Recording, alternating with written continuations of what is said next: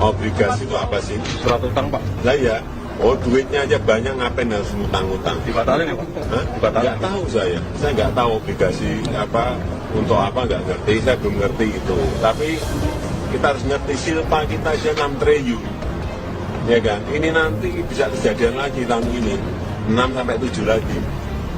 Nah, kenapa harus pakai obligasi ya? Jadi bukan penghematan ya, Pak, tapi tidak terserap. Ya tidak terserap itu. Dan jangka pendek itu di bawah 1 tahun ya. Jadi itu terus akumulatif meningkat. Berarti tidak pernah lunas itu utang sebelumnya. Jadi orang over terus, Pak. Oke. Sangat bahaya.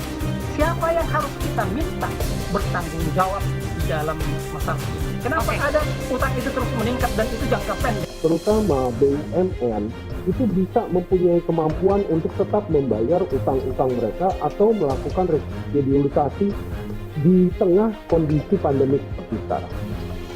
Kementerian Keuangan menyatakan, tahun 2020, pemerintah mengupayakan seluruh instrumen utang dikhususkan untuk pembiayaan program pemulihan ekonomi nasional.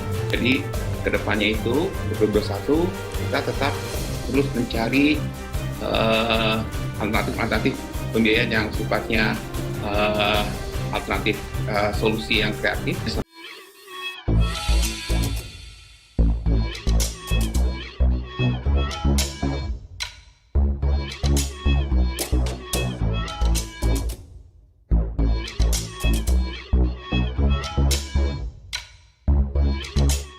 Tonton video ini sampai selesai agar Anda tidak gagal paham.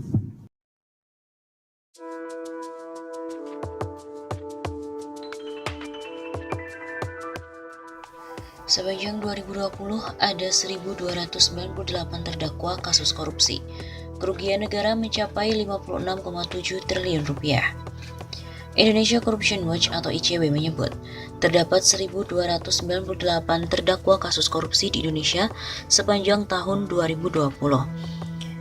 Terdapat 1.218 perkara korupsi baik yang diadili di Pengadilan Tindak Pidana Korupsi atau Tipikor, Pengadilan Tinggi hingga Mahkamah Agung, dengan total 1.298 terdakwa.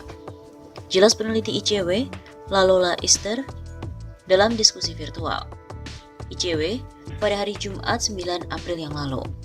Akibat dari tindak pidana korupsi itu, ICW juga melaporkan kerugian negara yang mencapai 56,7 triliun rupiah dan juga total kerugian negara akibat tindak pidana suap mencapai 322,2 miliar rupiah. Sementara itu, pidana tambahan uang pengganti yang telah ditetapkan pada para terdakwa hanya sebesar 19,6 triliun rupiah dengan total nilai denda hanya sebesar 156 miliar rupiah. Lola menilai berdasarkan temuan tersebut negara tidak serius dalam melakukan pemberantasan korupsi karena putusan di pengadilan tidak membuat para pelaku tindak pidana korupsi jera. Kita agak sulit bilang negara punya komitmen serius di situ karena dari total kerugian negara yang mencapai 56,7 triliun rupiah dan juga nilai suap 322,2 miliar rupiah, pidana tambahan uang pengganti yang asumsinya bisa jadi salah satu celah mengembalikan kerugian negara hanya dikenakan 19,6 triliun rupiah terhadap 1.298 terdakwa. Begitu tuturnya.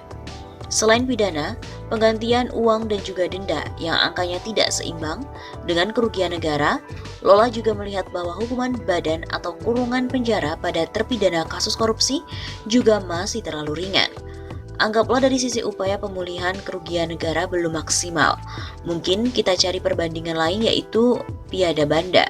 Tapi kita juga menemukan rata-rata pidana badan untuk 1.298 terdakwa itu hanya 3 tahun 1 bulan. Lola juga menjelaskan, para terpidana korupsi tidak mengalami efek jera. Negara dinilainya juga sulit mengembalikan kerugian material karena Kejaksaan Agung dan juga KPK belum optimal dalam menggunakan Undang-Undang Nomor 8 Tahun 2010 tentang pencegahan dan pemberantasan tindak pidana pencucian uang pada tuntutan maupun pengadilan tindak pidana korupsi.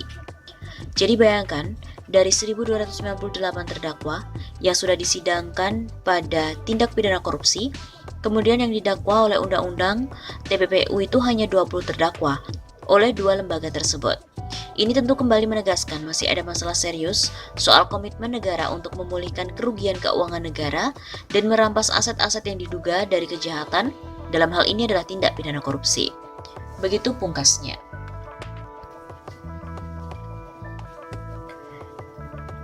Indonesia Corruption Watch menilai sistem peradilan dan hukum di Indonesia belum juga membuat para koruptor jerak. Menurut peneliti ICW, Lalola Esther, fenomena itu muncul karena masih minimnya penggunaan Undang-Undang Nomor 8 Tahun 2010 tentang pencegahan dan juga pemberantasan tindak pidana pencucian uang atau UU TPPU dalam tuntutan maupun pengadilan tindak pidana korupsi. Lola menyebutkan penggunaan Undang-Undang TPPU pada para terpidana dan juga terdakwa korupsi bisa menyelamatkan sejumlah besar kerugian negara akibat tindak pidana korupsi. Namun berdasarkan data dari ICW, sepanjang tahun 2020 dari total 1.298 terdakwa, hanya 20 terdakwa yang didakwa menggunakan undang-undang tersebut. Sepanjang tahun 2020 dari 1.298 terdakwa yang sudah disidangkan atas kasus korupsi yang didakwa dengan menggunakan TPPU hanya 20 terdakwa oleh 2 lembaga hukum. Ucap Lola dalam diskusi virtual ICW pada hari Jumat 9 April. Lola juga menyampaikan bahwa temuan data ICW sepanjang tahun 2020 menunjukkan bahwa kerugian negara akibat tindak pidana korupsi sebesar 56,7 triliun rupiah dan juga kerugian atas kasus suap sebesar 322 miliar rupiah. Akan tetapi di sisi lain, pidana pengganti yang dijatuhkan pada para terpidana korupsi hanya sebesar 19,6 triliun rupiah dengan total nilai denda sebesar 156 miliar rupiah. Dengan temuan tersebut bagaimana bisa kita bicara soal penjeraan bagi terdakwa dan terpidana, kasus tipikor bisa tercapai. Ini hal yang tidak seimbang. Kita mau bicara tentang penjeraan pada pelaku tipikor di mana? Celahnya pun semakin sempit. Sementara itu hukuman pengganti dan juga denda tidak seimbang dengan kerugian negara. Lola juga menemukan bahwa hukuman badan ataupun kurungan penjara rata-rata para koruptor hanya dinilai tidak sebanding dengan kerugian material yang ditimbulkan pada negara. Anggaplah dari sisi upaya pemulihan kerugian negara juga belum maksimal. Mungkin kita hanya cari perbandingan lain yaitu piada banda. Tetapi kita juga menemukan rata-rata pidana badan untuk 1.298 terdakwa itu hanya 3 tahun 1 bulan. Begitu ucapnya.